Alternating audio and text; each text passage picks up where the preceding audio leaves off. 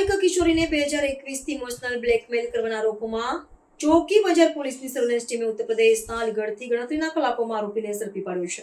સુરત શહેરમાં એક ગંભીર ગુનાનો પર્દાફાશ થયો છે, જ્યાં વર્ષ 2021થી આજ દિન સુધી એક નાબાલિગ પીડિતાને લગ્નની લાલચ આપી જાતિ વિશે અપશબ્દો તેના બીભત્સ ફોટાઓ વાયરલ કરવાની ધમકી આપી ઇમોશનલ બ્લેકમેલ કરી ટુકડે કુલ ₹66,000 પડાવી લીધા હતા. આ ગંભીર મામલે આરોપી મોહમ્મદ જીશાનને સુરત પોલીસની ચોક બજાર સર્વેલન્સની ટીમે ઉત્તર પ્રદેશના અલીગઢથી ઝડપી લાવી છે. ફરિયાદીશ્રીએ પોલીસને જણાવ્યા અનુસાર આરોપીએ 2021માં ફરિયાદીશ્રીની સગીર દીકરી સાથે ઇન્સ્ટાગ્રામ પર સંપર્ક કર્યો હતો અને ત્યાર પછી વોટ્સએપ અને વિડીયો કોલિંગ દ્વારા સતત સંપર્કમાં રહ્યો. લગ્નની લાલચ આપી આરોપીએ પીડિતાની બીભત્સ હાલતમાં તસવીરો પાડી અને ત્યારબાદ સમૂહમાં કેવા લોકો સાથે લગ્ન કરવા જોઈએ તે અંગે જાતિ આધારિત અપમાનજનક શબ્દો કહ્યા હતા.